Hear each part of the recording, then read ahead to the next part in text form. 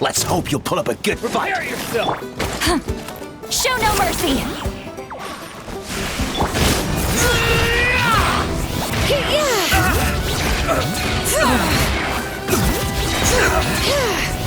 Hear the echoes of the gold! Let's anima!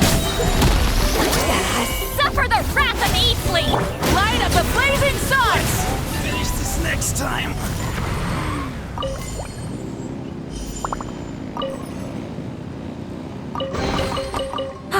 Something to add to my collection. Let's hope you'll put up a good fight.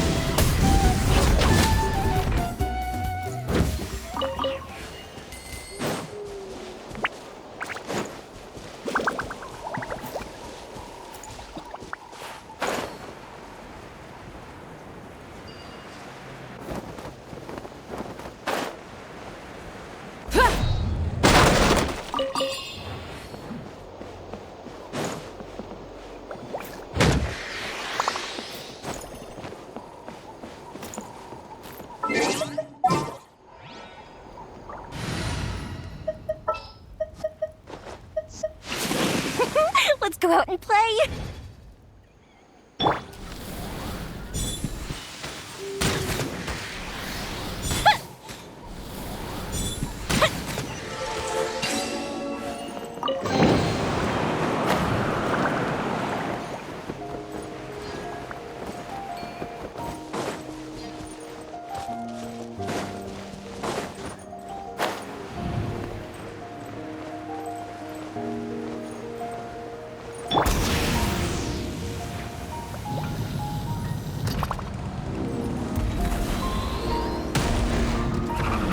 Coming!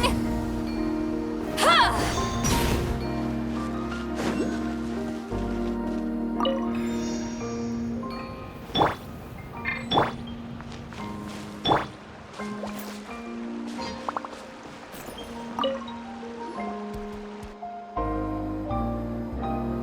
Wow, you're back already? That was so fast. I'm so glad you're welcome. Pizza cake! You're not from Natland, right? Because your clothes look different than ours. Hey, you must be tired after all that climbing. You should come take a rest at my house. Yeah, please come. I promise you'll get a big Scions of the Canopy welcome. We love having guests, and you're really nice people. Not like Glasses Guy. By the sound of it, Glasses Guy wasn't from Natland either, right? Uh-huh. Well, his clothes sure weren't. You know what? Now that I think about it, there was something really fishy about him. Really? Maybe he was the suspicious outlander that Ahau mentioned. Sure, if you're interested. Oh, let me think. How did the conversation go again? Oh, please, mister. I've told you so many stories already. When are you gonna help me find the baby Saurians? Just one more story. One more, I swear. Why don't you tell me more about that ball of fire? I heard that there was a huge transparent ball of fire that used to burn 500 years ago, 1,000 years ago, maybe even further back than that. Oh, you mean Turnfire. That's where the ancient name Mollypo comes from. Oh, wow. So it was the origin of an ancient name. That's impressive. Uh-huh. There's a story behind every ancient name. The legend goes that the Turnfire first appeared in the era of the Grand Alliance. It was used by the tyrant Och Khan to rule over Natland and oppress anyone who opposed him. Turnfire is different from normal fire. If you get set on fire with it, you'll feel horrible burning pain from behind you, but you won't die from it right away.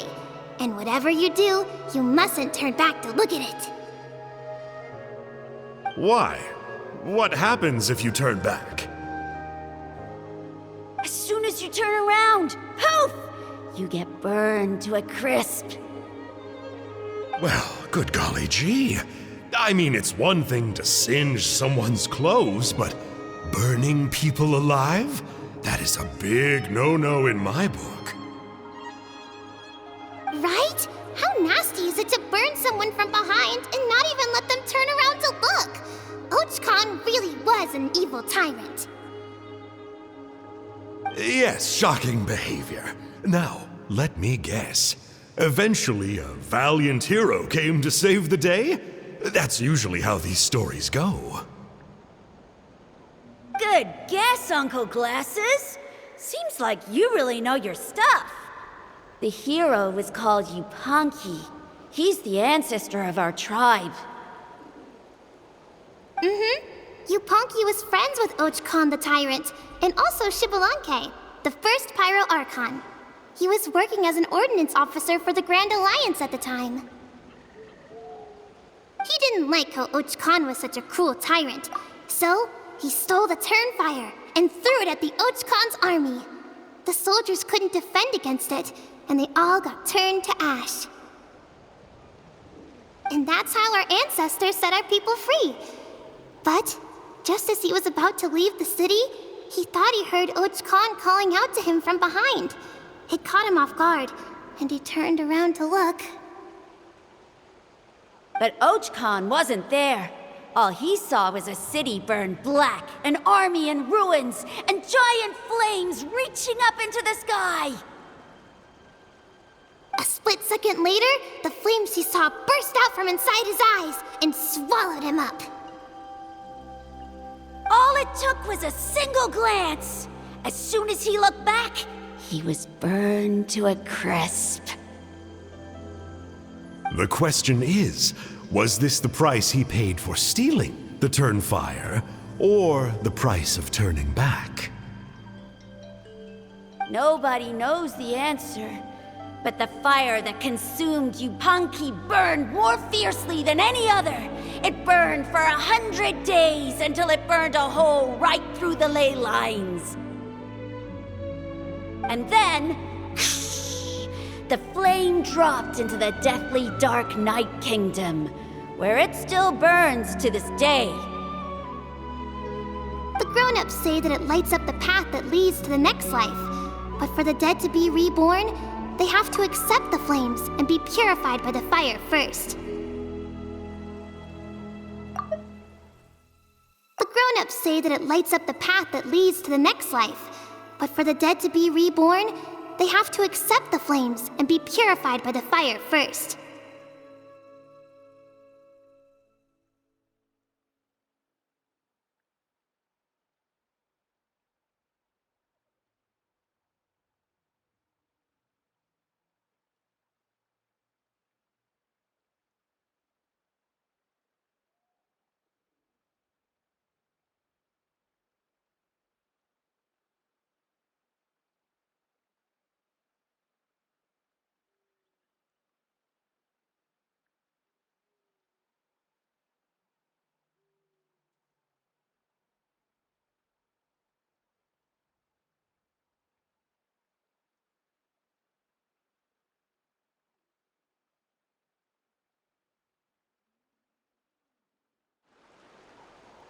It's like a final look back at your life, where you have to answer for everything you did.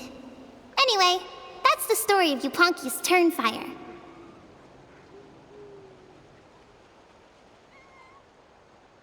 Ah, a fine parable indeed. So, is it true? Is it really possible to find this fire in the Night Kingdom?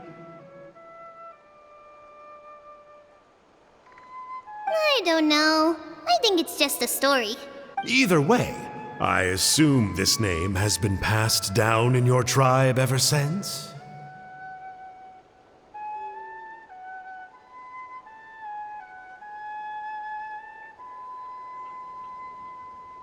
Sure has. It went to Burkina, the hero that we celebrate on Turnfire Night. But that was 500 years ago.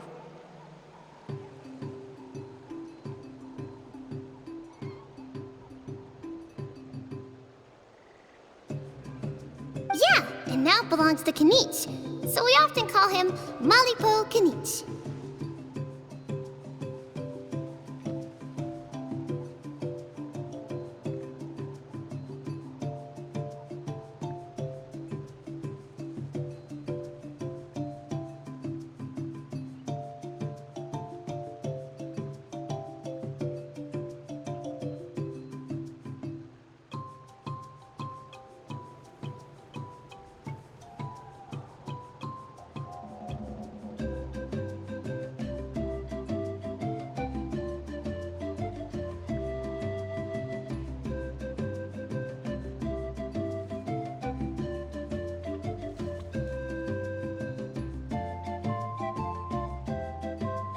Kinich, huh? All right, Uncle Glasses, that's enough stories.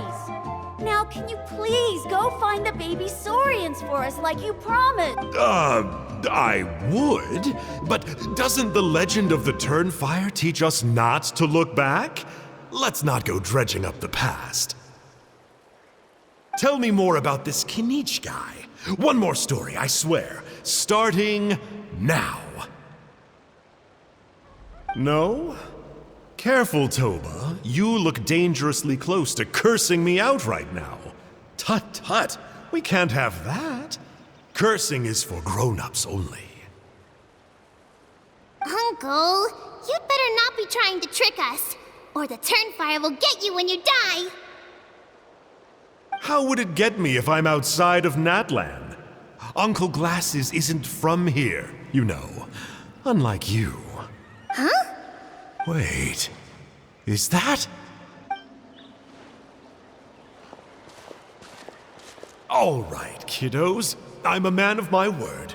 2 of my friends are on their way here, and, yeah, they'll help you out on my behalf. Work them like dogs, okay? That's what they're here for. Don't go easy on them just for my sake. Really? Well, first, can you tell us your name? We met at the foot of this cliff, so beneath the peaks, let's go with Sanka. Seriously? If you don't believe me, turn around and see for yourselves. They're right behind you. Huh? Where? Oh, wait! Uncle Sanka, where did you go? Yeah, definitely a fishy character. It sounds like he was digging for info about the ancient names. Yeah, and not only that, but he betrayed us too. He'll pay for this. All he got out of us was some stories, though. What's the worst that could happen?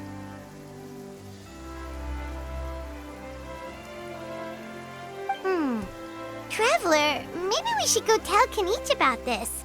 Ahau says he's investigating it, but he's a bit of a loose cannon. Huh? You know Kinich?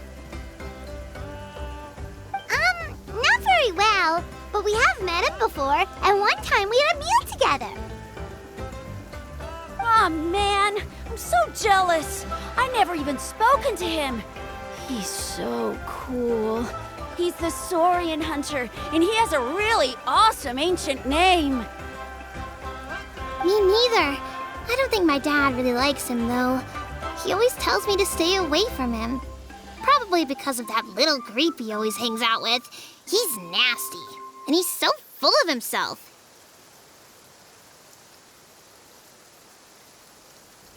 Oh, the creep who calls himself Kahul Ahau? Yeah, we've had the pleasure of meeting him too. He sure loves pushing people's buttons. Exactly. I don't know why Kinich partnered up with him. Why didn't he pick me instead? Uh-oh. Hoonie, look how late it is. We've been out way too long. We better get home now or we'll get yelled at. Oh, yikes. You're right. Okay, well, this path here leads to our settlement. If you decide to visit, remember to come to my house. If there's anything you need, my dad can help get it for you. Hope to see you soon. We gotta run. Bye for now.